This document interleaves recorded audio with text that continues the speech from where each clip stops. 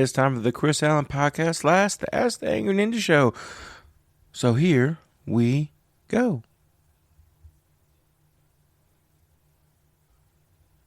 Hey there, my name is Megan Foote, owner of North Star Boudoir Photography, serving Louisville and surrounding counties. We offer a premier boudoir experience at a price point you deserve. Our sessions include a 45-minute pampering, which entails hair and makeup services, as well as food and drinks, and access to a full client closet. And of course, 45 minutes of posing and shooting for fabulous photos that will leave you feeling empowered. Our packages range from $220 to $300. To schedule with us, you can check out our Facebook or Instagram accounts at North Star Boudoir, as well as call or text 502-689-0015. We'd love to have you and help you see the beautiful that you are. Also, if you book with us, please make sure you mention Chris Allen Podcast for a discount. All right, guys. So it's been a minute, but I'm back. Yay, party time. Woohoo, excellent.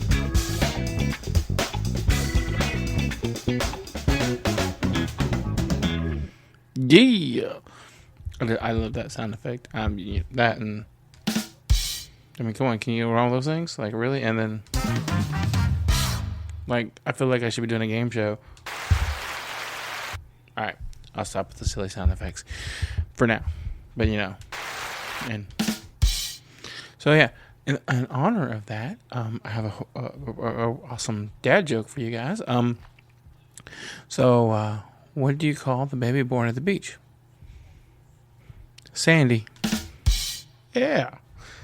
I can do this all day. I really can. I'm not gonna, but I could. I have a million horrible dad jokes, like, why can't spaghetti keep a girlfriend? Because anytime it goes hot and wet, it gets limp, which just ruins her whole day.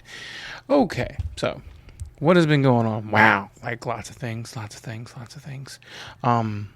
need to congratulate Congress for raising the debt ceiling. And actually doing the thing I did not think this Congress would be able to do, and compromising with the Biden administration and getting it done. Good job. We would give you the applause.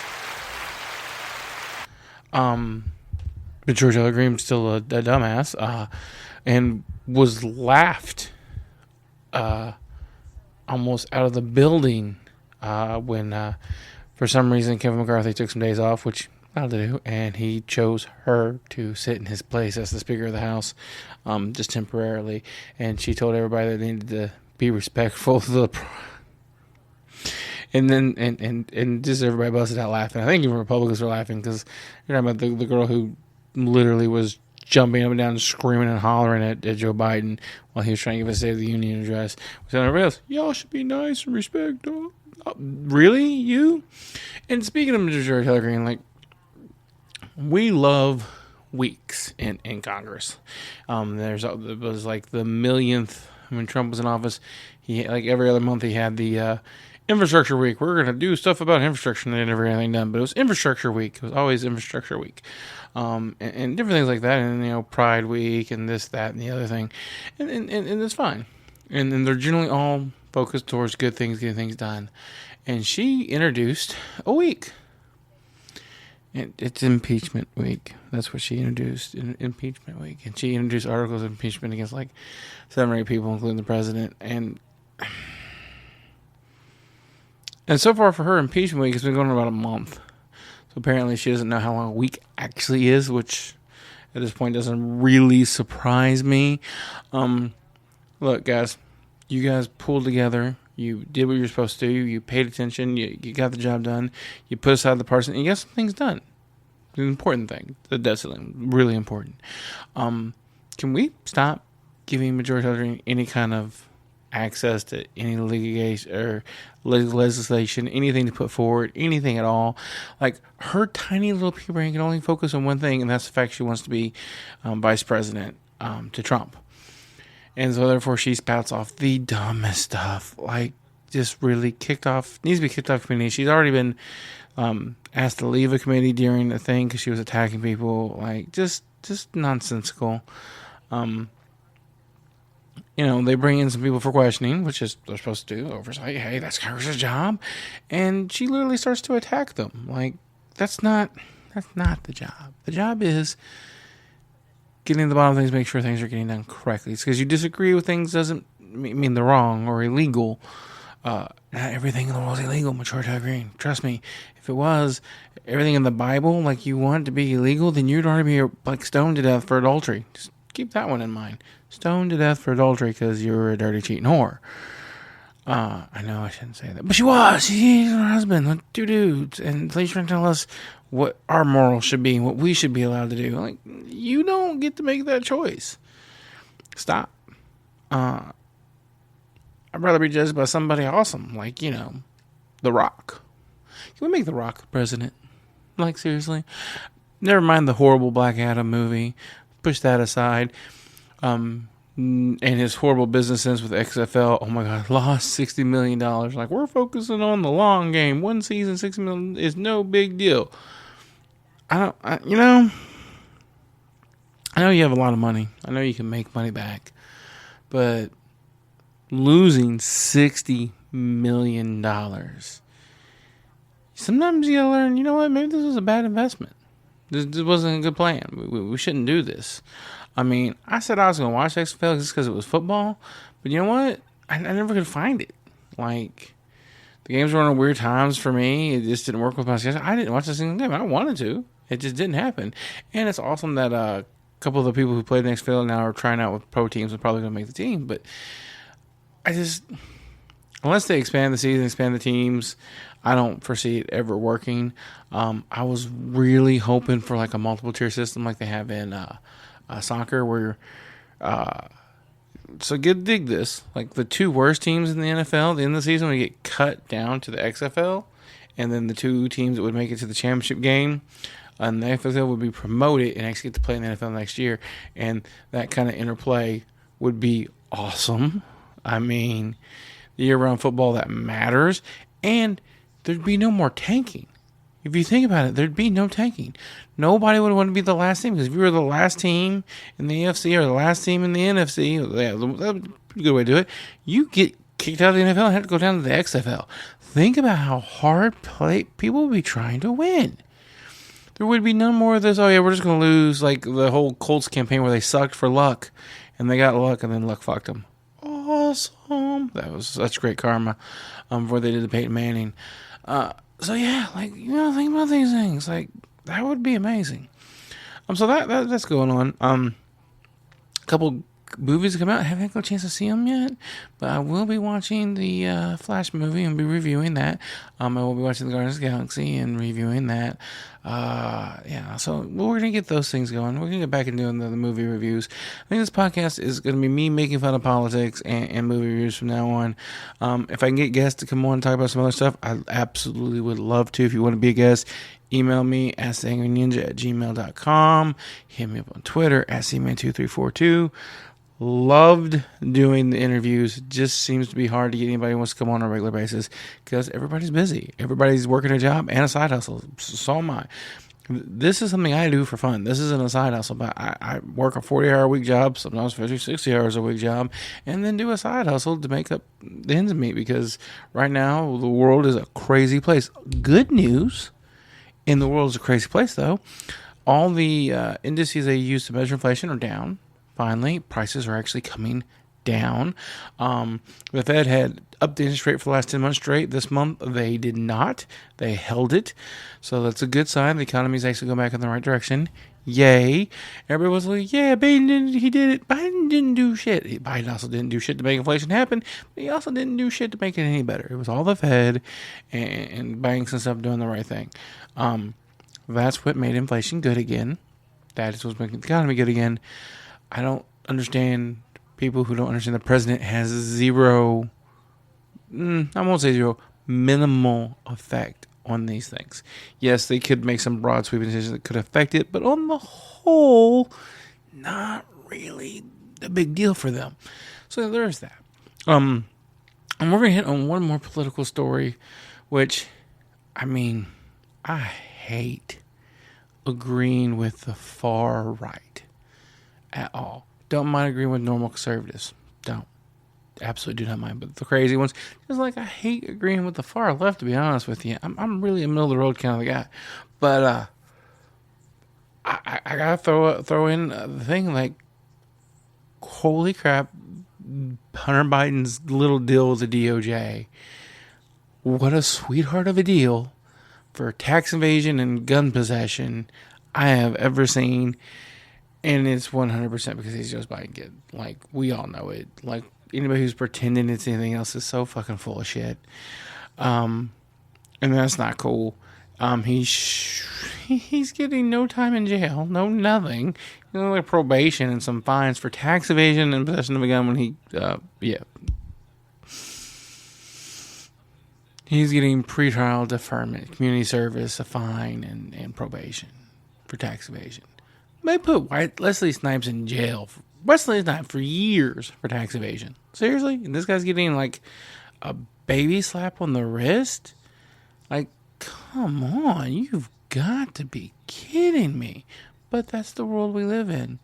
Pays to be the president's son, I guess. At least the DJ is now saying they're dropping any investigations into Hunter Biden, that everything's been resolved, that this was the end of it, which, look, I'm not on the whole Butter's lamp that shows all the crimes his family committed. I don't believe all that, but I also believe there's probably some stuff on there they could have got him for a whole fucking lot more, because the dude was a douche.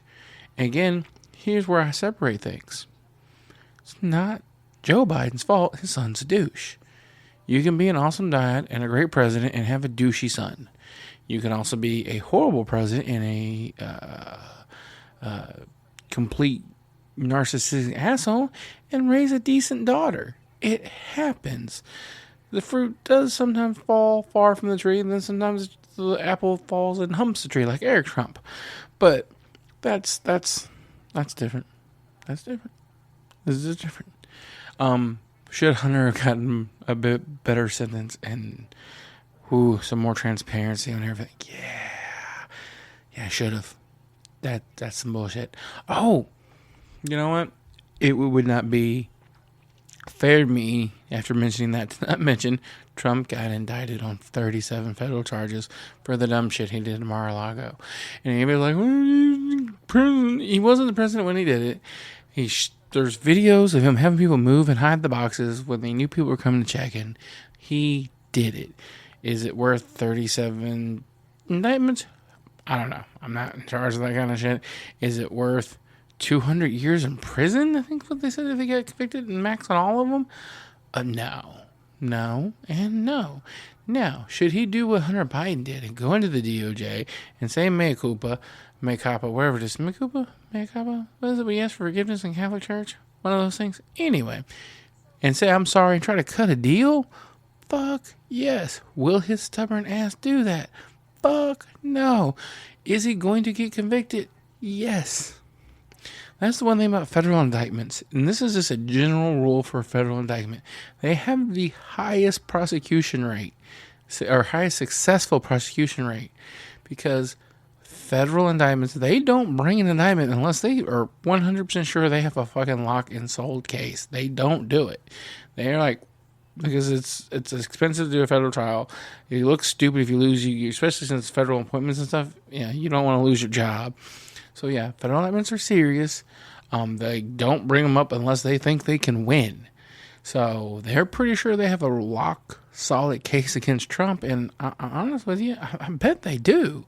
Now, is he going to get 200 years? No. Are they going to get him for all 37 charges? Probably not.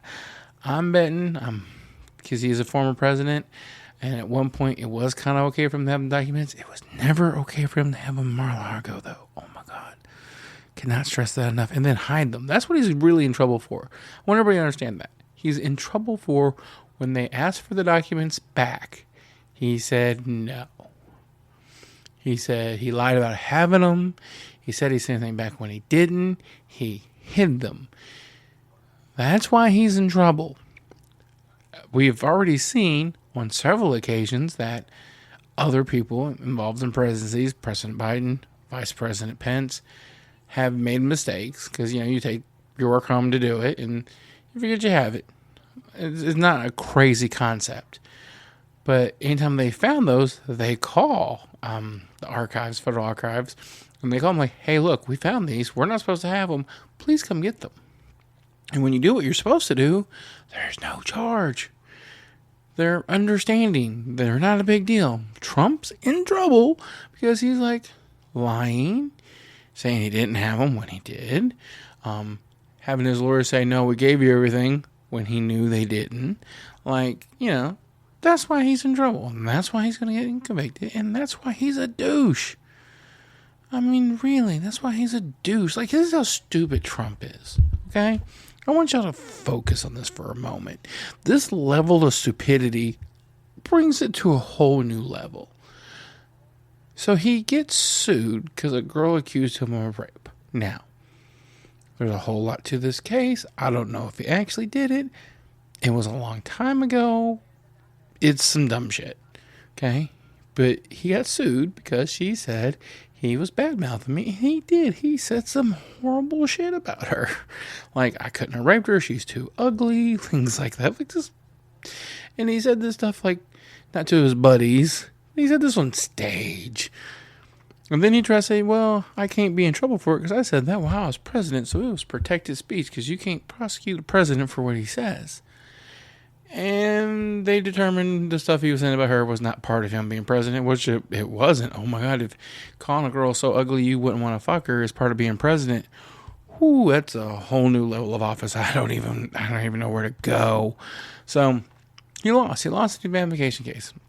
He's got to pay like, I think $5-something million because he's been saying all that shit about her. And like she proved in the court's mind that he did assault her and that he did get up and say a whole lot of bad shit about her. So he lost. Like the next day, he's on a town hall, which by all reports went really well for his audience. The people who like him enjoyed it. The people who don't like him obviously were never going to enjoy it. But the bad part for him, the independents, the ones that actually make the decision, because look, you have your hardcore Democrats, you have your hardcore Republicans, the people in the middle, people like me who actually pay attention and will vote either way, depending on what you're running for. He lost those a lot. So don't think it's good for him winning the election, even if he runs against Biden. Although I'm hoping somebody says Biden runs. I really am.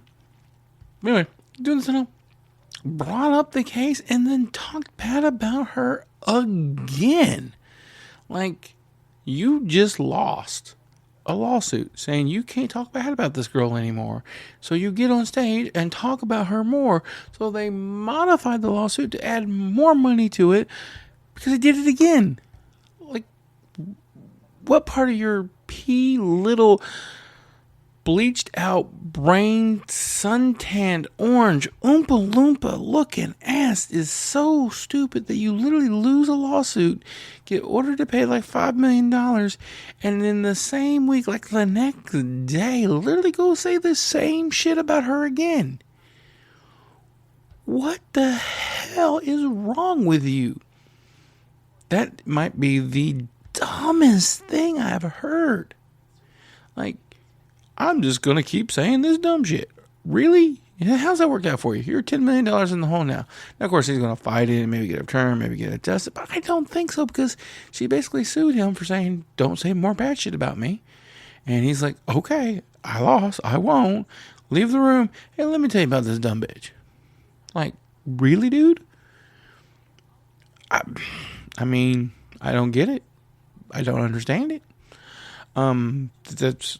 You think you're so perfect, you can do anything. Well, all those eggs, or all those roosters have come down. What is that saying? Anyway, look, all that shit you planted, you're reaping what you sow. And right now, you sowed a really shitty fucking crop. You are harvesting a whole lot of bullshit. And then it's coming down for you in a major bullshit kind of way. Because you are full of shit, dude. Stop it. Actually, don't stop it. Keep doing it.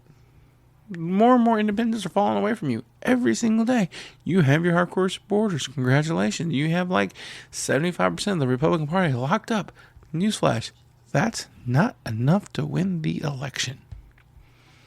It's just not. So unless you start smartening up, you won't win, even if Biden runs.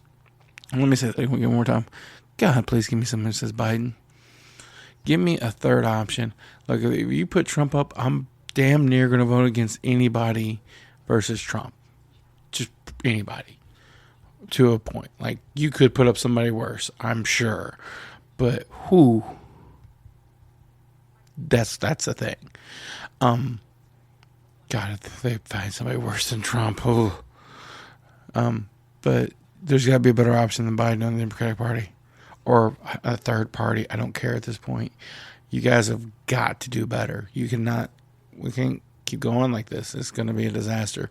We need a somebody like Kidney who bring people together. We need not George W. George H. Bush, the first Bush, or a Bill Clinton type person who brought people together, balanced the budget, did a good job as president. Like, look,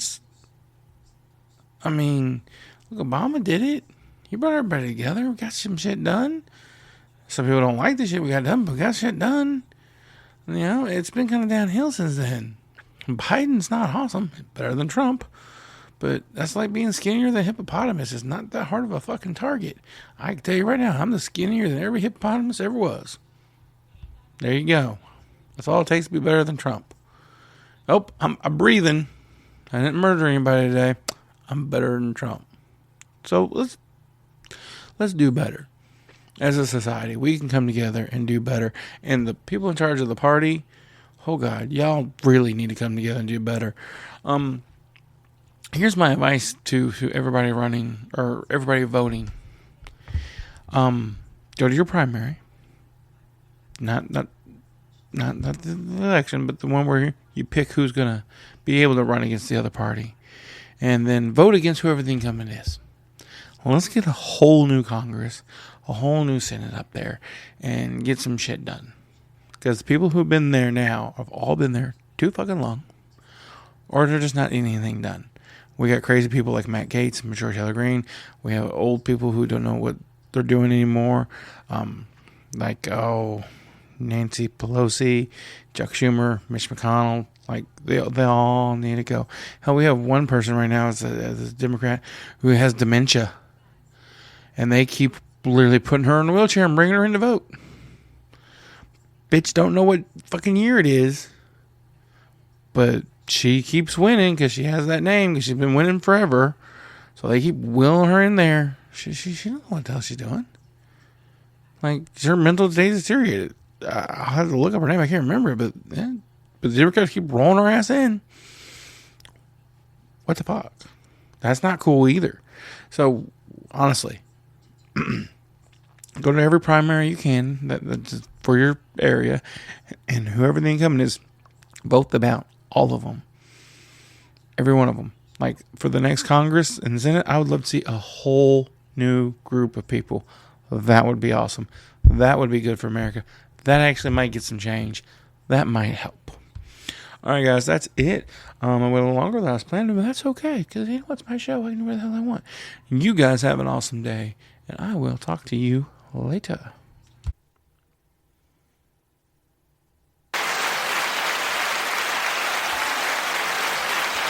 All right, guys, I hope you enjoyed the show wherever you're listening to this show. If you're listening to the Chris Allen Show, awesome. If you're listening to the Jason E. Jones Show, even better. We look forward to bringing you more contact. If you want to help us out with that, you can hit us up at www.patreon.com/worstjokes and help fund the show. If you want to reach out to us, you can reach out to us at cman234 at Twitter, at @cman234 at Twitter.